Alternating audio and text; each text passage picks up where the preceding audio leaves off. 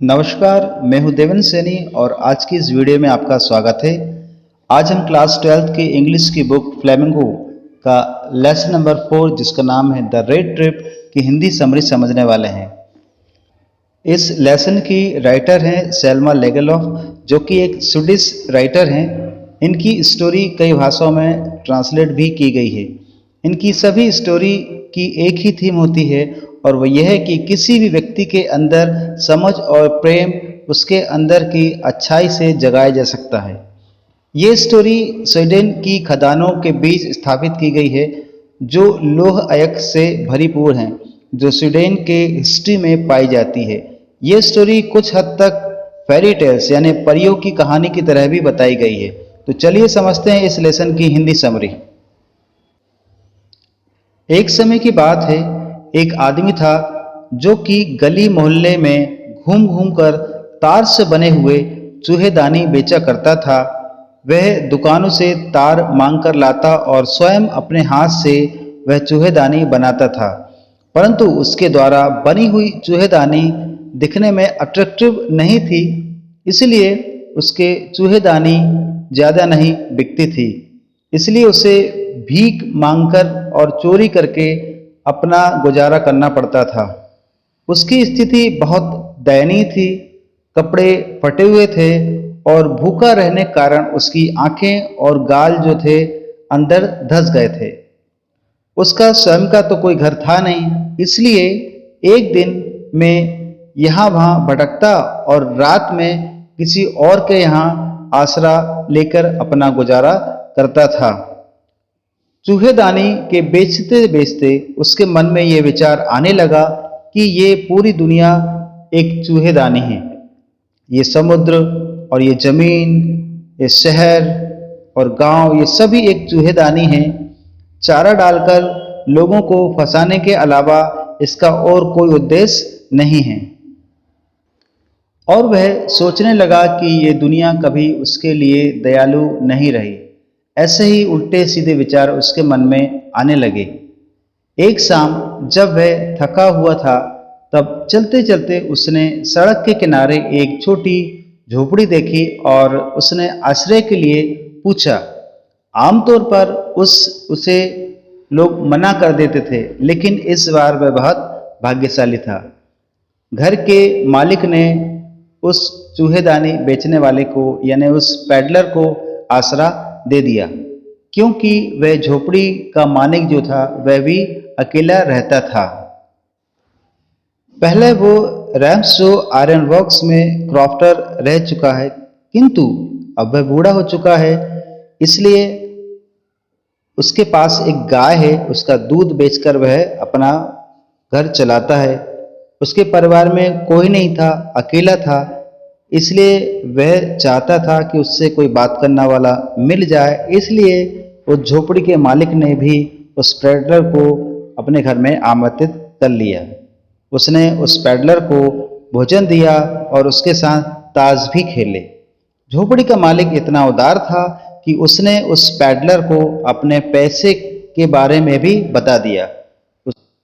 उसने यह भी बता दिया कि उसने पिछले माह 30 क्रोन और कमाए थे और वह कहाँ रखे हैं, यह भी बता दिया। अगली सुबह जब झोपड़ी का मालिक सुबह उठा और दूध बेचने निकला, तो वह पैडलर भी उस झोपड़ी के मालिक को धन्यवाद देकर वह भी उसके पीछे पीछे चला गया और वह झोपड़ी से निकल गया। किंतु कुछ समय पश्चात वह पैडलर चूहेदानी बेचने वाला वापस आता है, खिड़की को तोड़ता है और झोपड़ी में रखे हुए उस व्यक्ति के पैसे को चुरा कर जंगल की ओर भाग जाता है। जंगल में जाने के बाद उसे लगता है कि कहीं वह उसके पीछे ना आ जाए झोपड़ी वाला व्यक्ति, इसलिए वो जंगल के अंदर की ओर भागता जाता है और भागते रहता है। और कुछ समय बाद उसे ये लगता है कि रास्ते में मैं खो जाता है, क्योंकि वह एक ही रास्ते में बार बार घूमता रहता है। और फिर उसे ये लगने लगता है कि वह खुद इस बार अपने ही जाल में फंस गया। ठंड की सर्दियों की रात थी और जंगल में अंधेरा हो रहा था। वह हिम्मत हारने लगा, पर उसे दूर से किसी कारखाने की आवाज आई।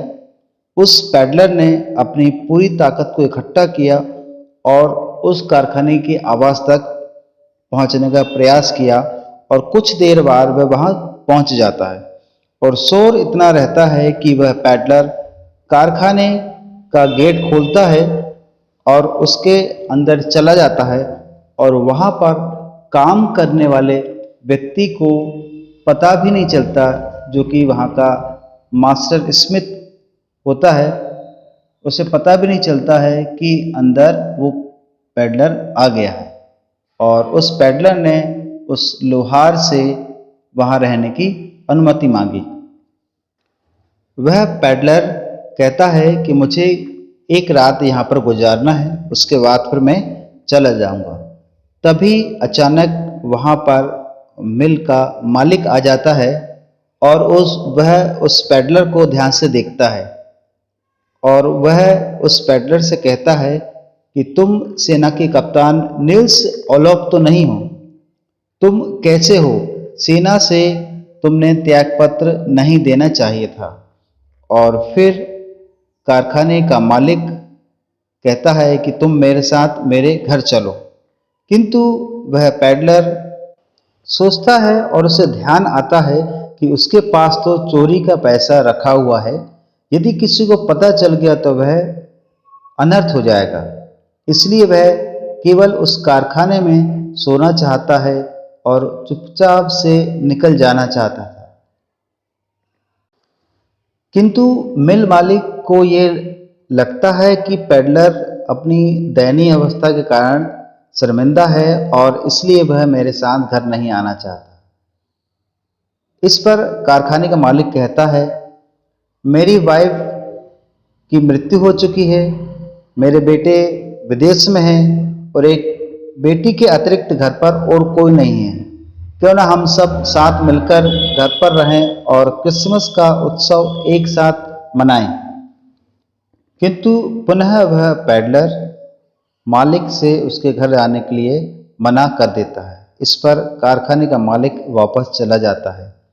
किंतु आधे घंटे के पश्चात एक बग्गी में एक लड़की आती है जिसका नाम एडा विल्बेंसन रहता है। वह कहती है, मेरे पिता घर आए और उन्होंने कहा आपके बारे में, और उन्होंने ये बताया कि तुम यहीं इस कारखाने में भट्टी के सामने अपना रात बिताना चाहते हो। मैं जानती हूँ कि आजकल आपका समय कठिन चल रहा है, पर कप्तान मैं आपको अपने साथ घर ले जाने आई हूँ। और वह किसी तरह उस पैडलर को मनाकर अपने घर ले आती है और वह उसे वहाँ पर भोजन और कपड़े पहनने के लिए देती है। अगली सुबह आयरन मास्टर और उसकी बेटी जल्दी उठे और क्रिसमस की सेवा में चर्च के लिए जाते हैं।